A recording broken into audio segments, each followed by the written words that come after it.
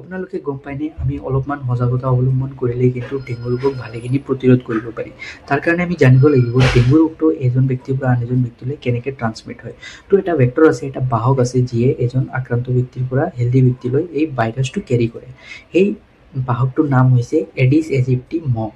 এই মহটোৱে বাৰিষাৰ দিনত যেতিয়া আমাৰ ওচৰে পাঁজৰে বহুতে বেছিকৈ পানী জমা হৈ থাকে, তো সেই বিশুদ্ধ পানীবিলাকত কিন্তু এই এডিছ এজিপ্টি মহটোৱে বংশ বিস্তাৰ কৰে আৰু সেই মহটোৱে এই ডেংগু ভাইৰাছটোক এজন আক্ৰান্ত ব্যক্তিৰ পৰা সুস্থ ব্যক্তি এটালৈ কঢ়িয়াই লৈ যায়। গতিকে যদি আমি অলপমান সজাগতা অৱলম্বন কৰোঁ, যেনেকা আমাৰ ওচৰে পাঁজৰে যদি বৰষুণৰ পিছত যেতিয়া পানী জমা হৈ থাকে, সেই পানীখিনি যদি আমি জমা হ'বলৈ নিদিওঁ বা আমি যেতিয়া ওলাই যাওঁ ফুল স্লিভ ড্ৰেছ পিন্ধিব লাগে আৰু ঘৰত আমি আঁঠুৱা ব্যৱহাৰ কৰিব লাগে।